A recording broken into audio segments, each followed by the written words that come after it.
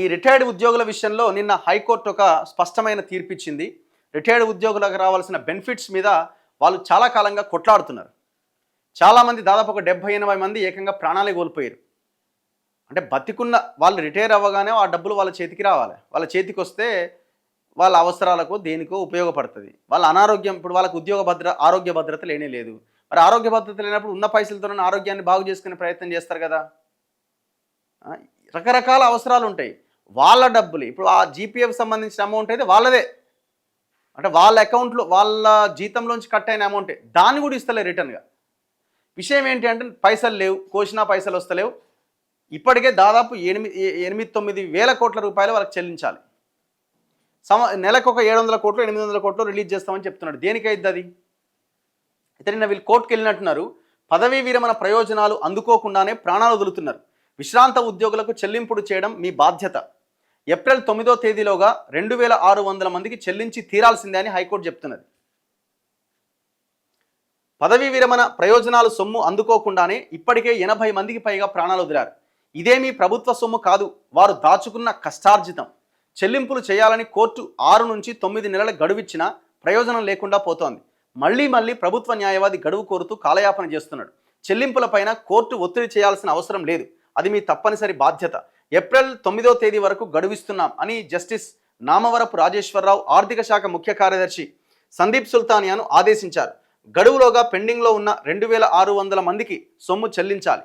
లేని పక్షంలో పిటిషన్లపైన జరిగే విచారణకు హాజరు కావాల్సి ఉంటుందని హెచ్చరించారు. ఇప్పుడు వీళ్ళంతా పిటిషన్లు వేసిన వాళ్ళు, పిటిషన్లు వేయని వాళ్ళ పరిస్థితి ఏంది?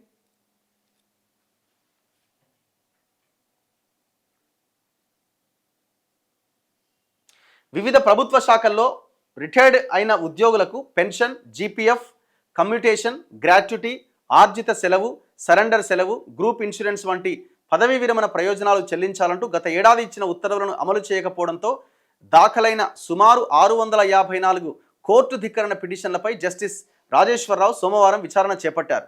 ప్రభుత్వ న్యాయవాది వాదన వినిపిస్తూ అసెంబ్లీ సమావేశాలు జరుగుతున్నందున ఆర్థిక శాఖ ముఖ్య కార్యదర్శికి వ్యక్తిగత హాజరు నుంచి మినహాయింపు ఇవ్వాలని కోరగా న్యాయమూర్తి నిరాకరించారు.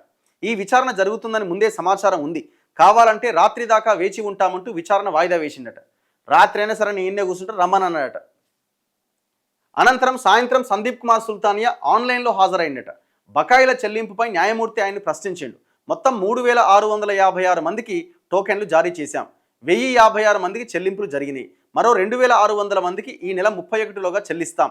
నగదు లేనందున సకాలంలో చెల్లించలేకపోతున్నాం అంటే న్యాయమూర్తి జోక్యం చేసుకుంటూ వాటన్నింటితో సంబంధం లేదు, స్పష్టంగా ఒక తేదీ చెప్పాలి. సందీప్ సమాధానమిస్తూ 4 వారాల గడువిస్తే కొంత వెసులుబాటు ఉంటుందని, కోర్టు ఒత్తిడి చేస్తే ఈ నెల 31లోగా చెల్లిస్తామన్నారు. దీనివల్ల మరో సెక్టార్ చెల్లింపులు నిలిపివేయాల్సి వస్తుందనగా కోర్టు ఒత్తిడి తీసుకురావడం ఏంటని న్యాయమూర్తి ప్రశ్నించిందట. పదవీ విరమణ ప్రయోజనాలు చెల్లించాల్సిన బాధ్యత మీ పైన ఉన్నది. 4 వారాల గడువు కుదరదు.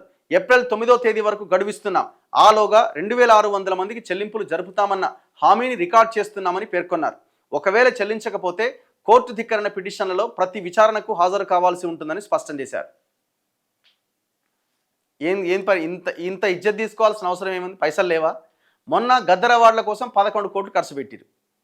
గదేదో రవీంద్ర భారతిలోనో ఆ లలిత కళాతోరణంలోనో చేసుకుంటే ఒక 50 లక్షలలో అయిపోయేది. 1 కోటి రూపాయలలో అయిపోయి 10 కోట్లు మిగిలితే 10 కోట్లలో వీళ్ళకి సర్దొచ్చు కదా. 20 మందికి అవకాశం ఉంటుంది కదా. మీరు ఇట్లా ఈ దుబారా ఖర్చులు తగ్గించుకుంటే, ఈ మంత్రులు హెలికాప్టర్లో తిరగడం తగ్గితే, ఇవన్నీ చేసుకుంటే వాళ్ళకి ఎప్పుడో వచ్చేవా ప్రయోజనాలు.